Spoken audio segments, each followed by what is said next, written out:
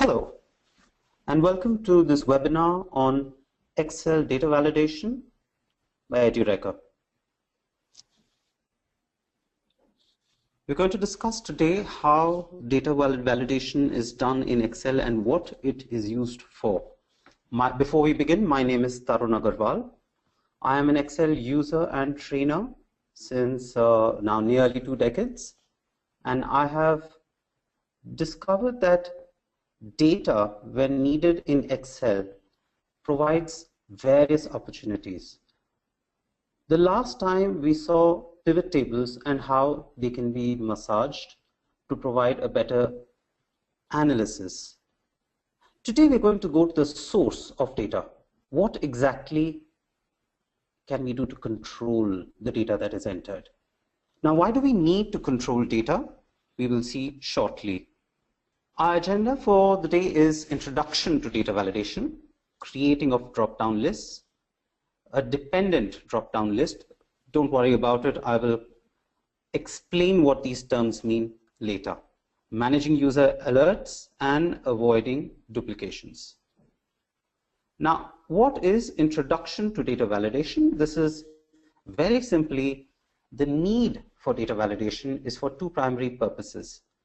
Restrain input value options. Very complex, but let's look at this along with avoid spelling errors. I'm going to take an example here. If you can see my screen, what it is that you can see at the moment is some customer data that I'm trying to compile. I run a restaurant and I have here a list of customers. And these customers, I would like to know how many of them have visited in the last 3 months. When I look at this list, well, I've compiled it myself and I was in a hurry, but as you can see, there are some errors. Well, quite a few errors. Is this list usable? I think not.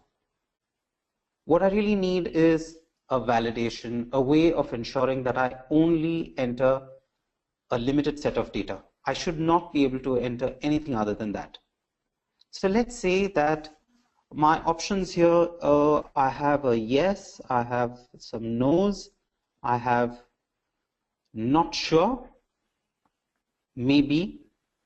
Now I'm not sure as to why I type maybe, because maybe is also not sure.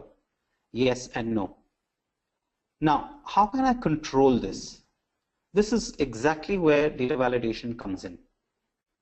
Now, a quick check before we proceed. I am using Microsoft Excel version 2013. However, all of this is applicable for 2010 because data validation is not all that different. So let's begin by going to our ribbon. We have data validation. Now, when I do data validation, I have an option of selecting where I would require the data validation to be done. Let me select this. Maybe I'm not too sure about this. Let's see, what is it?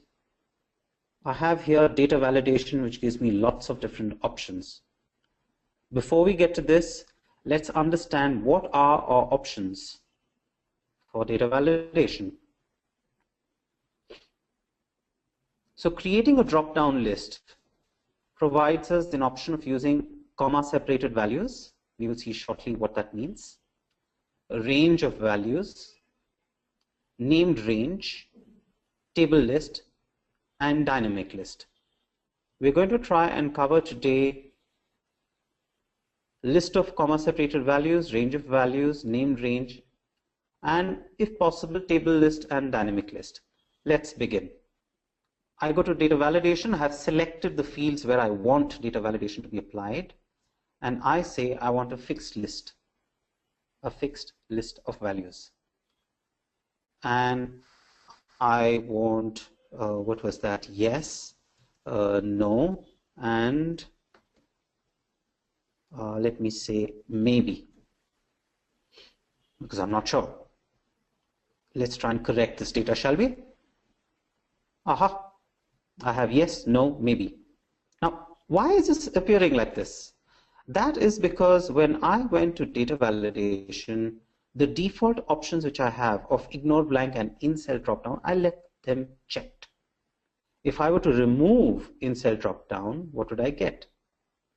I would get, well, nothing. However, if I try and type surely, I'm going to get an error, because that's what data validation is for. It's validating the entry, even if it does not provide me a drop down. It tells me that the value you entered is not valid. A user has restricted values that can be entered into this cell. This is a default error which I get. So let's try again with the in cell drop down checked. And voila, I again have all my drop-down selections that I can see with this little arrow here. So I first correct my data. You see, this is so much simpler. I don't have to type. I'm definitely not going to make an error in spellings either. So I've got my basic data cleaned up because of data validation. Oops, what was that? Oh yes, that was fine. Now, having completed this basic data validation, I need to consider the fact that tomorrow, if instead of yes, no, maybe I have some other options, what happens? For example, I may not actually be looking for this small list. I may have a slightly bigger list, and I really don't want to keep typing it all out into data validation. So I'm going to try something else.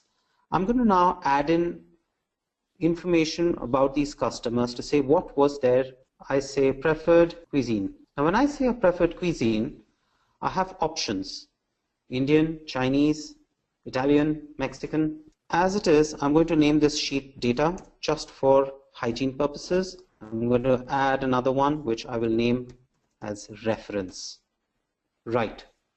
Now I have a list: Indian, Chinese, Mexican, Italian.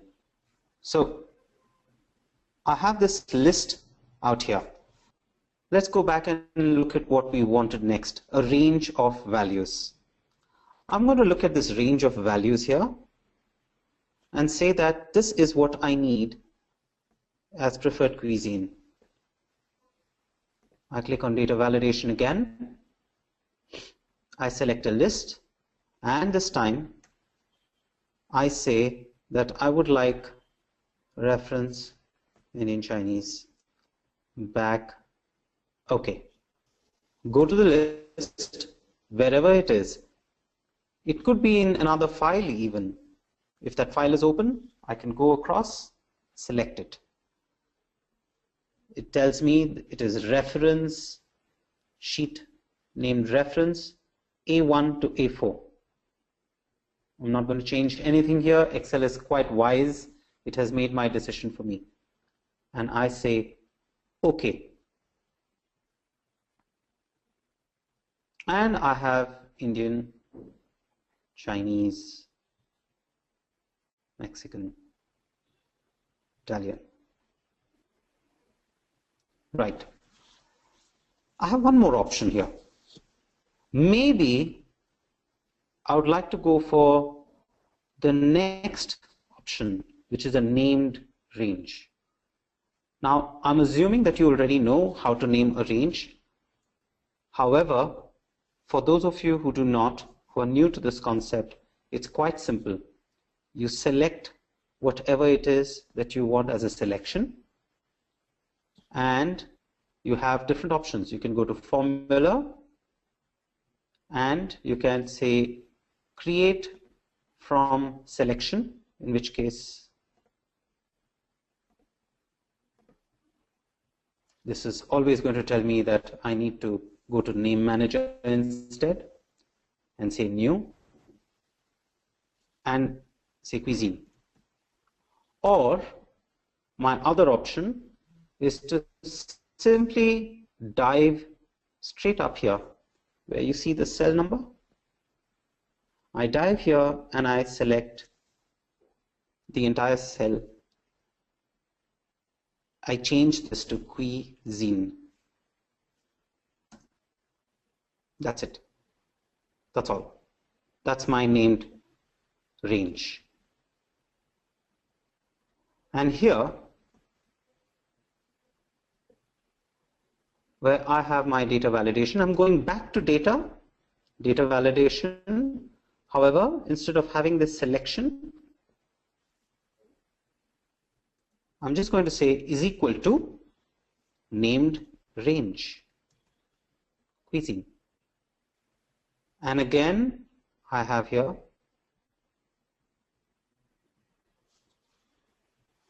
the same set. There's really no difference except that these are different mechanisms of doing exactly the same thing. So when I create a drop-down list, it's quite simple. I can type in individually by using commas to separate it. I can put in a range of values. I can put a named range. And I have some more options. I can use a table list. Now, I'm going to try something else. Well, Indian, Chinese, Mexican, Italian. I go back to formula, name manager, delete. And instead, I use the basic function here of formatting this as a table. That is home ribbon, format as table. My table does not have headers, it's unchecked. Excel is rather clever, don't you see? It's given me a column. And if you can see, this is called table 1. If I go back to data and data validation, let's see what it tells me.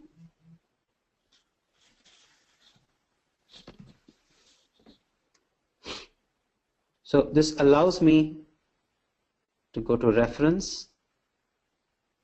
What happens if I select this? It gives me exactly reference A2 to A5.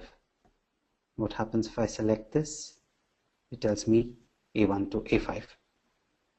This in itself is a table, and I have the option of, if I have multiple tables, of saying, let's try table 1.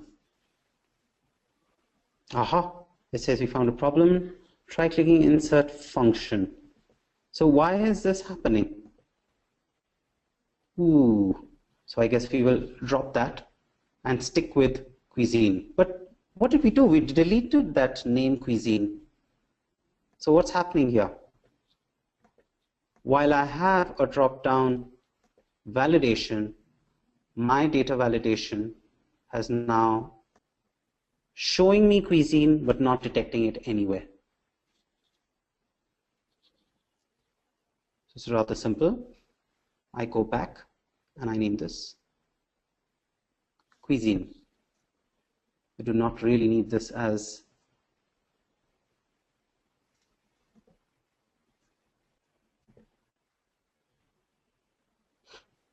a table. However, since I've got it as a table, I will very well just retain this entire selection, call it cuisine. What happens now? I still have this back again. Now, this is where we work with a list of comma separated values, range of values, named range, a table list because it's a table, and a dynamic list. Now, what is a dynamic list? I don't know how many I'm going to keep adding, and I don't want to keep changing each time. So what I'm going to do is, because I know that this list could keep growing and keep growing, I have another option. I could say that I want this list right across. So let me take an example.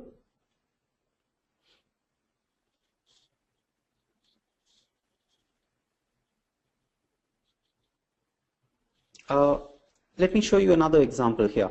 I have right now Italian. I'm going to add another cuisine. Let's see what options can we put in. Lebanese. As you can see, this table has changed, but has it changed here? And voila. The reason is because the table is a dynamic one. There's another way of managing this without tables, which is a bit more complex. But let me show that to you very quickly. Now, I have Indian, Chinese, Mexican, Italian, Lebanese. I have changed my table, which changes the view. I'm going to now look at this exclusively as I've got back to a basic list.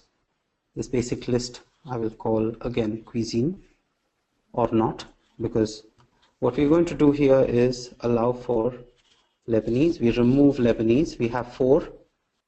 I have my selection again. I go to data, data validation, and under this I put in a formula. I say is equal to, I use the offset function. I select the first item. I do not want to offset it either vertically or horizontally. Count A, which means count all. And again, here I select the entire column, and I want only a single column width. Now, let me just walk you through that once again. I'm using the offset function. I'm selecting the cell, which is the first cell in my list. I'm offsetting it neither horizontally 0 nor vertically 0. I'm doing a count all. I selected the column, and because I want a single column width, I say 1. What this gives me is the same list, and if I add Lebanese, then I have Lebanese here as well. What happens if I skip a few lines and I say Arabic? I'm going to have a gap. This is where I need to be very, very careful, because having that is not going to help me. So I need to ensure that I do not have gaps in between, because it will no longer consider that as part of my list. Now, having looked at how we create drop-down lists, if you have no questions on this, we can move forward to the next point, which is dependent drop-down lists. Now, what is dependent drop-down lists? This simply is another term for cascading drop-down lists, which means that if I have one drop-down list and I want something else, let's say I've got Indian, Chinese, Mexican, Italian, Lebanese. Now, under Indian, I have dosa, I have idli, I have, well, puri. I can put in as many as I please. Under Chinese, I have noodles, I have fried rice, I have momos.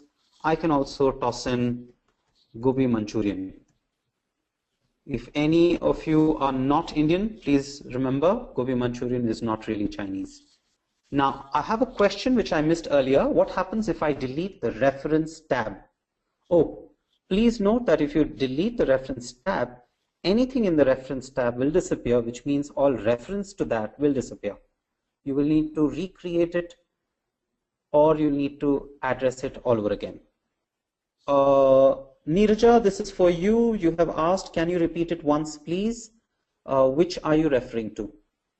I have under Indian, I have under Chinese and Mexican, I will say nachos, tacos, and enchiladas. And under Italian, I will say pizza, pasta. Now, if I have to use this, I have an option. I select this list and I say it is Indian. I select this list and I name it Chinese. and I have that clarification. The offset, excellent. I will come back to you on the offset. The table list, yes, the table list, I will do that again in just a bit. Now, I have here Mexican, Italian. Now, I have a fine restaurant. I have quite a variety. It's a multi-cuisine restaurant. So I say dish, and under dish, I would like to have the complete list, but filtered by Indian. That's what dependent means. I want something which is dependent on the previous selection. Now, would you like to know how that is done? I sure hope you do, because I'm going to talk about it. Now, this is a point where I go to data validation. What I have done is, in the reference sheet, I have first my high-level list. Then these are all second-level lists, which means that when I say dosa idli puri, I name it Indian. When I create this list, I name it Chinese. Accordingly, so on and so forth. Now, there are many different ways of doing this, but I'm just addressing one single one. I come back. I have this entire selection. I go to data validation.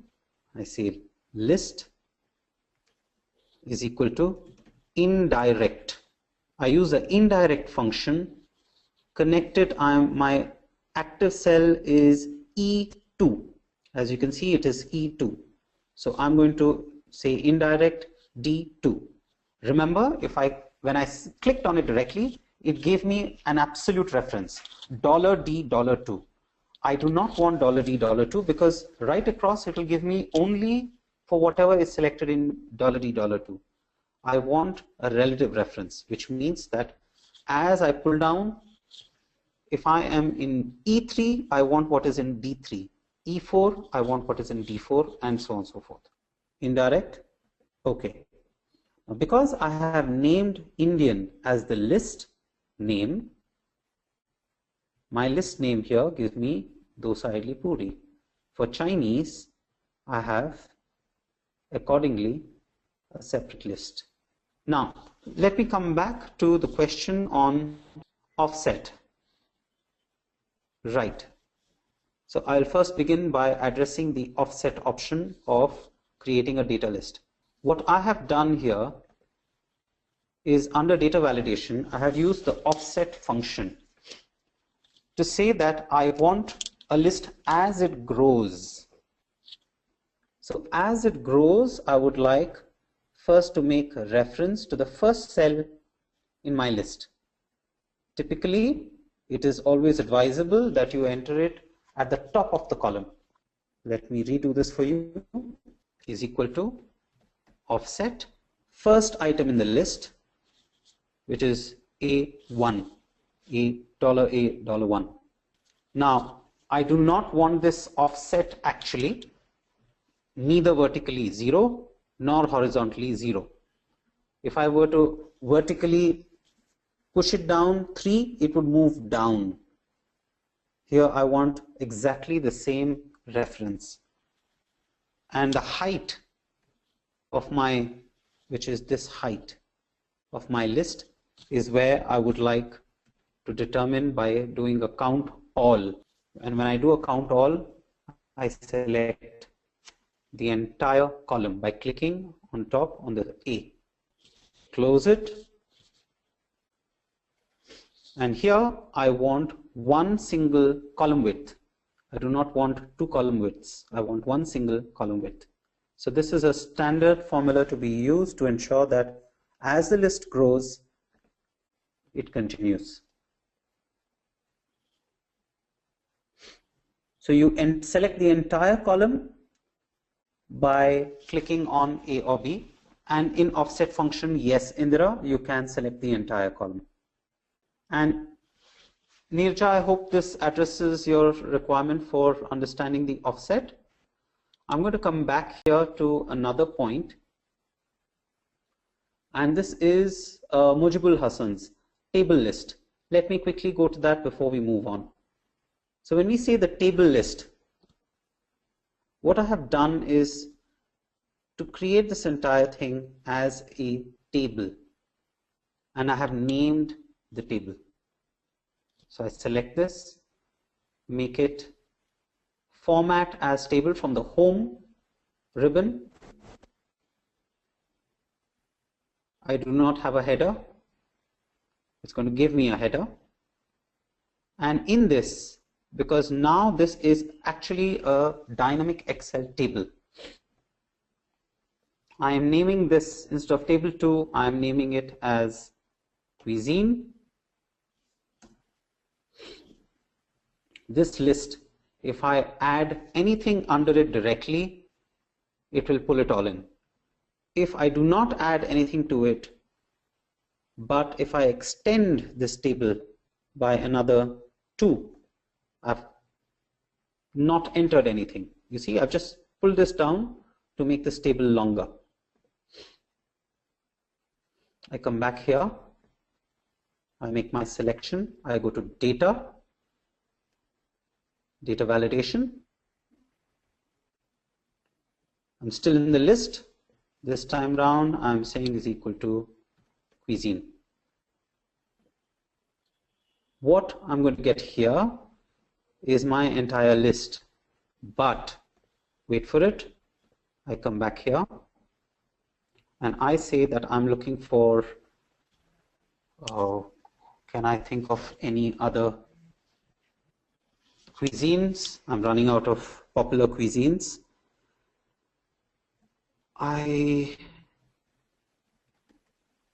Well, Sri Lankan. And there it is. So here the advantage is that because I have used a table, it automatically ignores blanks. I hope that answers your question on the table list, Mujibul. And now we come back to our dependent lists. Remember that these dependent lists only work, this is very important, when these are single words. When they are multi-word references, it is handled differently. We will not be covering that today. We come back to how to prevent changes in the primary drop-down. Now this is a very important part. What are we addressing here? The problem that we are addressing is this. I have Indian dosa, and then I remember, oh, sorry, that's not Rita Hayworth, that was Carl Jung. So Carl Jung is a guy who likes Indian and dosa. Rita Hayworth likes Mexican. But what do I have here? I still have dosa showing. So that is a problem. Since I still have dosa, I would like to do something about it. I would like this dosa to disappear. Of course, when I click on this, I'm going to get the actual options available. But this dosa remains. So there's a way where I can ensure that changes in the primary drop-down are avoided. Now, this requires checking. Checking here where I have indirect D2. I have an option of changing this. Let me select the entire range. Now look closely. What I'm going to do here is indirect D2, but I'm not going to stop with D2. I'm going to actually go up and say is equal to, if D2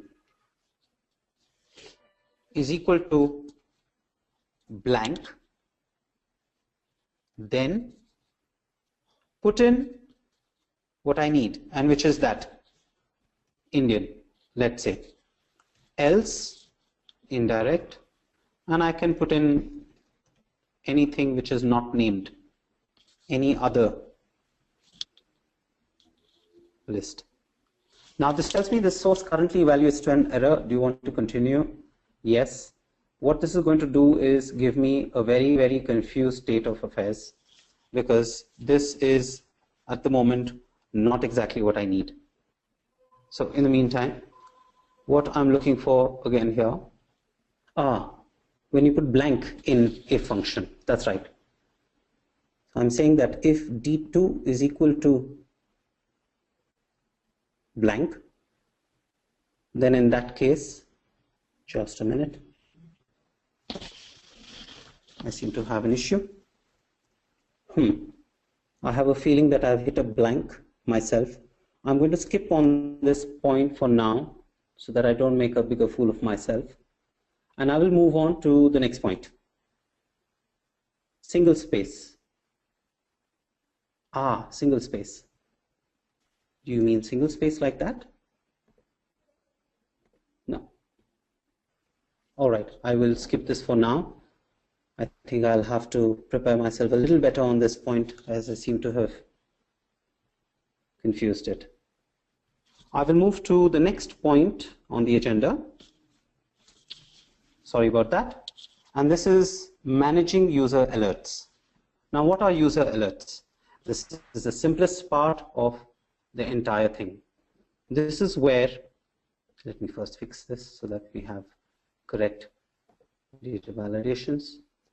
This is where, if I make a mistake today, I get an error. So if I type in Mexican, you see it offers me options, but if I'm not looking and I'm typing in a hurry, I could actually make an error, create a problem for myself here. And that's where this will fail. So if I want data validation to also give me an input message which says unique, please select any one cuisine.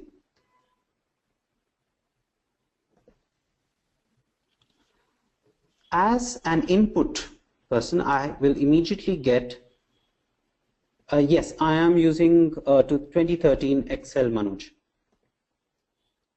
I will immediately get unique, please select any one cuisine, which is what I have entered, and then I can proceed. This is available only if I have entered it, else not.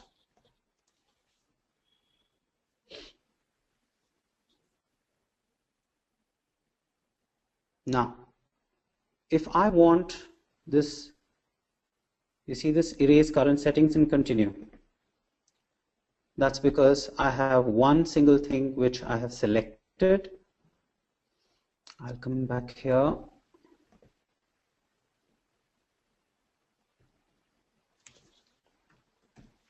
This is the only place where Excel punishes you if you make an error.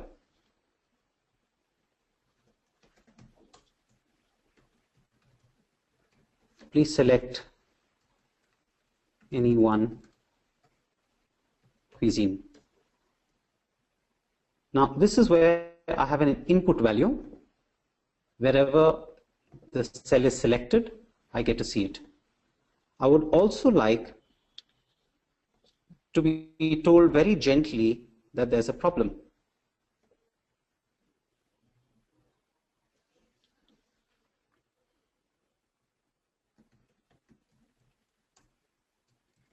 I think you have entered an incorrect value. Please check the drop down. So I have options here of saying what style it should be. Stop, warning, information. And this is an error alert within data validation. Now if I enter Russian at this moment,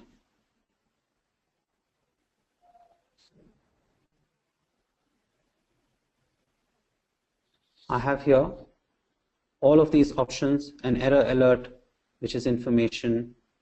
Let me put it as stop.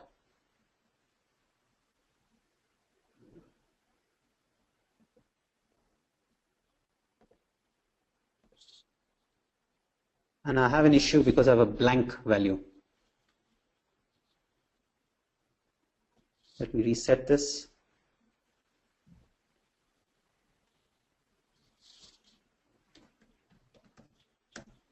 And that's where my blank value removed. It tells me, check again, I think you have entered an incorrect value, please check the drop down. Cancel. I can, at this point, go back to data validation, and because my purpose of putting this was to be more polite to the user, say information. So if I decide to say, I'm going to get a more polite symbol.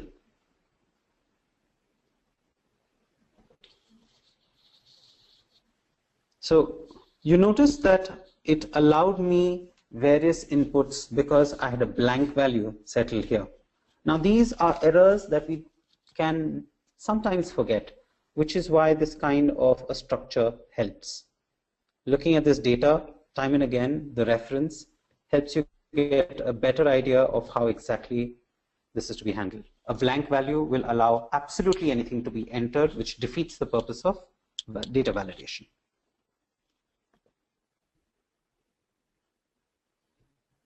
Right, so now we move on to what we've got, which is avoiding duplications. Now this is a slightly more complex process. There are two options available. I'm going to cover one single one, which is the less complex one. There's one which requires, let me take an example. What happens if I have momos in this list? Chinese, I go to formula, name manager, and Chinese, I extend it to C5.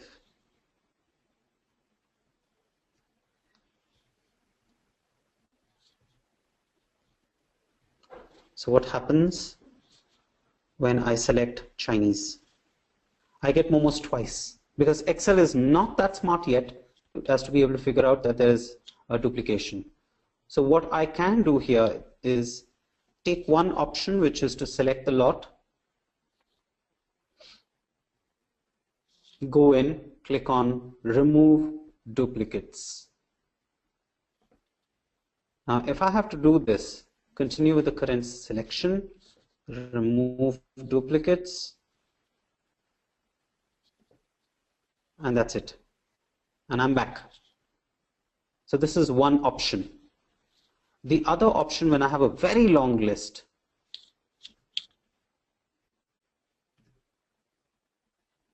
is for me to select the entire thing. Pay attention here because this is a bit complex. Insert pivot table, new worksheet, okay. And in this pivot table, I'm only going to get noodles as the header. So I need to go back to reference. I need to give this a title and say Chinese.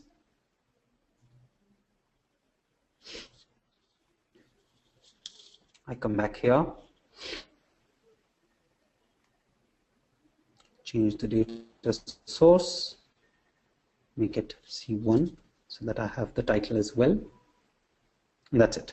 So I have Chinese, drag it down to rows, which gives me the lot. Now I'll show you, I have here a list which is clean. I'm going to show you two different things. One, very quickly. Yes, I see that there's a question.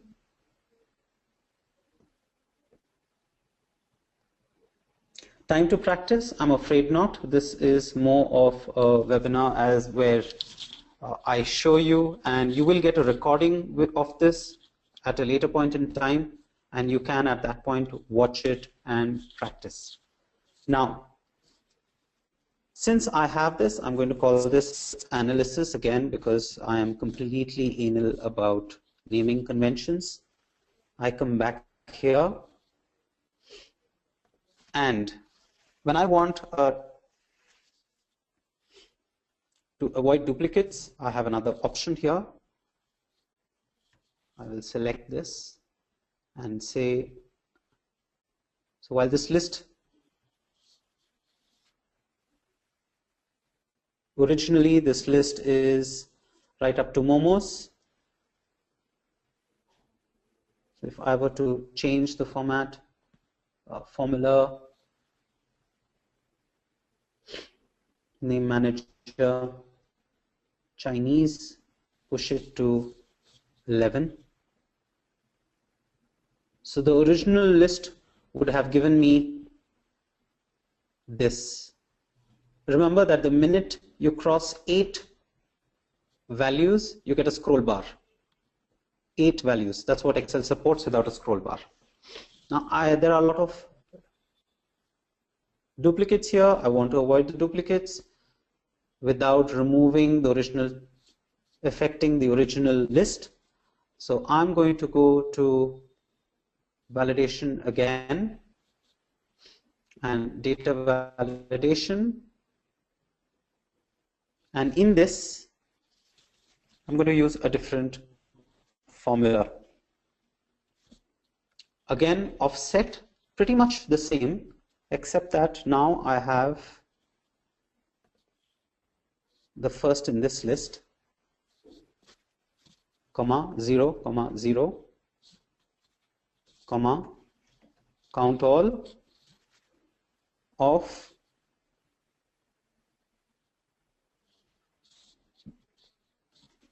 the pivot. And here I say -1. Now I think you'll find something interesting here.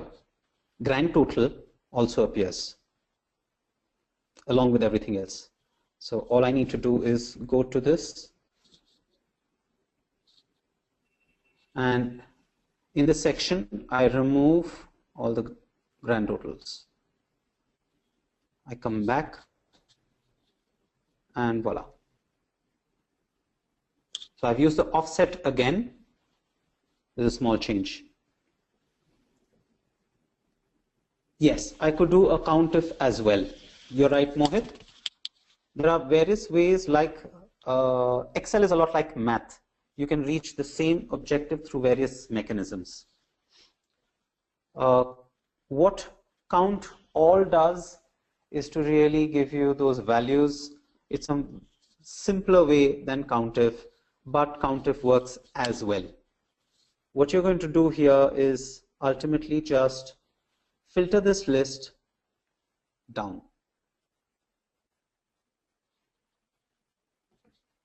Now, this works in certain conditions. It does not work so well in all dependent lists, because you can imagine right now we've done it for 1.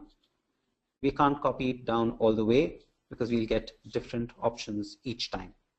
So remember, this is avoiding duplicates in data validation is something that is quite nice and a good to have for one single list, but not when you've got dependent drop downs. So now we come back to look at what we've done today. We've looked at data validation, how it functions, why it is, plus how drop-down lists are created. We have looked at a simple dependent drop-down. Well, prevent changes in the primary drop-down was something I was hoping to show you because it's quite magical, but that is something I'll address the next time round we review this topic. And we've looked at managing user alerts, both for input and output, and avoiding duplications, which is by removing duplications, removing duplicates, the function, as well as the pivots. Now, at this point, I would like to say that what we are doing here is offset. I have a question as to -1. That's because we really want to stay within that one single set table. We are not looking at anything beyond that row, that column, and that's why it is.